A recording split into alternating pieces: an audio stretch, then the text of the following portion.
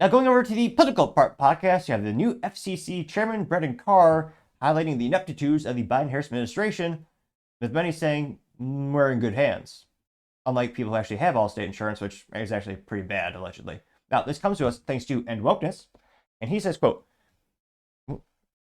"Meet our next FCC Chairman, Brendan Car. America, we're in good hands." And, yep. And, as all good men, he did, of course, suit up for the occasion. In 2021, Vice President Harris agreed to lead the administration's signature $42 billion effort. Let me rewind that really quick. In 2021, Vice President Harris agreed to lead the administration's signature $42 billion effort to extend internet service to millions of Americans. 42 billion. It's now been 1,039 days since that program was enacted. After all of that time, not one person has been connected to the internet. Not one home, not one business. The public. Not even one shovel worth of dirt has been turned. And it gets worse. No infrastructure builds will even start until sometime next year at the earliest, and in many cases, not until 2026. This makes Vice President Harris's $42 billion initiative the slowest moving federal broadband deployment program in recent history. With Vice President Harris at the helm, Politico recently reported on the, quote, frustration and finger pointing that defined the program's, quote, messy, delayed rollout. One state broadband official described, quote, a chaotic implementation environment, dysfunction, delays. She added that the administration, quote, has provided either no guidance, guidance given too late, or guidance changing midstream. The administration, she said, is slowing states down. So what has the administration been doing over the last 1,039 days instead of connecting Americans? It's been advancing a wish list of progressive policy goals. The $42 billion program led by Vice President Harris is being used to push a climate change agenda, DEI requirements, price controls, preferences for government-run networks, and rules that will lead to wasteful overbuilding. All of this will leave rural communities behind. Frankly, it would not be the only time the Biden-Harris administration has left rural America behind. In 2020, the FCC secured a commitment from Starlink to provide internet to 640,000 homes and businesses for about $1,300 per location in federal support. But the government revoked that award last year after President Biden gave agencies the green light to go after Musk. The administration is now spending dollars on the penny to connect locations through its own initiatives. Senator Cruz released a report identifying entire projects where the administration is now spending over $100,000 per location for internet. So here's the bottom line. Absent major reforms, Vice President Harris's $42 billion program is wired to fail. It's time to correct course. Get rid of all the extraneous political goals and focus on quickly connecting Americans. In closing, I want to thank you again for the opportunity to testify. I look forward to your questions. Public sector shines again, spending all that money with nothing to show. Moving as slow as perhaps the 1990s or perhaps the 2000s era Prius, which, automotive pun, that's pretty darn slow.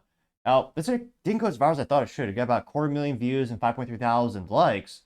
But yeah, Elon could literally just send up more Starlink, hover them over, or realistically reposition a couple of satellites and do it at a fraction of the cost. I mean, it's just apples to oranges as well, because again, it's a whole new, better offering, much more efficient. Because again, one of the issues with laying down, fiber optic and all the cabling, very time consuming.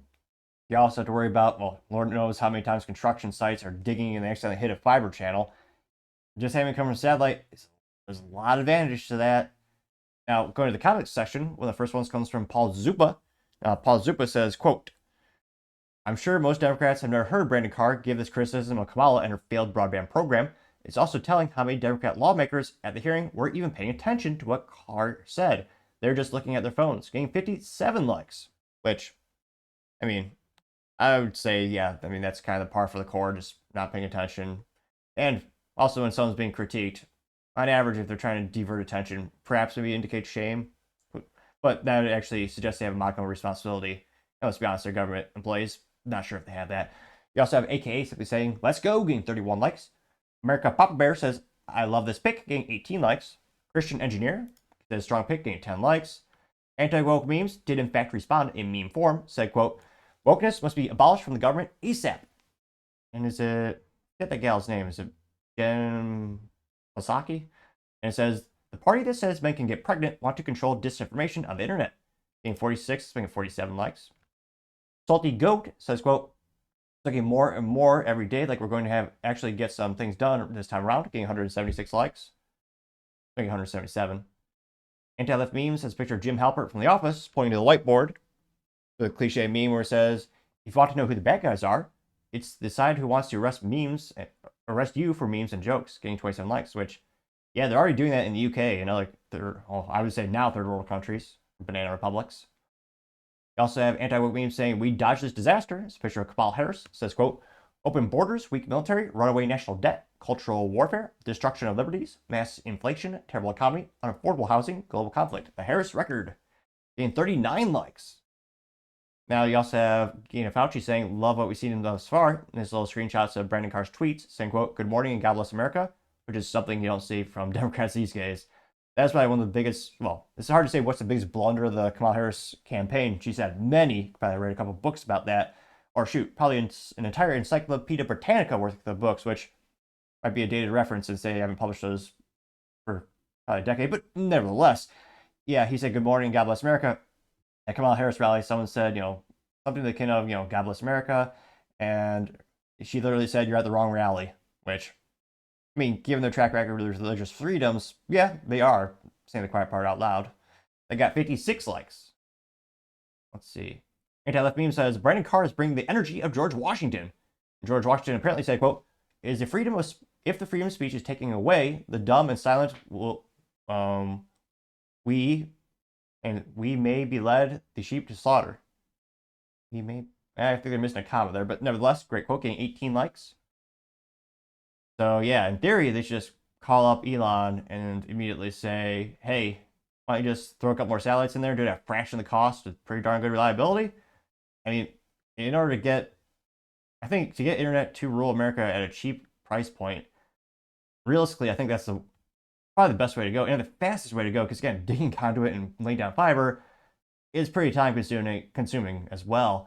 But let me know, do you think will actually be more efficient or more just FCC under the new chairman? What do you think the future is in that regard, and do you think it's bright? Let me know in the comments, because as always, it'd be fascinating to hear what you have to say. Thank you everyone for taking the time to tune in. Again, trying to get to 4,000 subscribers by the end of the month, so if you can click that button, I greatly appreciate it. Also, give me a thumbs up, thumbs down, or comment. It's a great way to give me some additional feedback, letting me know how I can make the show better and better. Lastly, don't forget to take time to tell your family, tell your friends, tell your coworkers, heck, tell your enemies, tell anyone and everyone. Just stay safe, fight the good fight.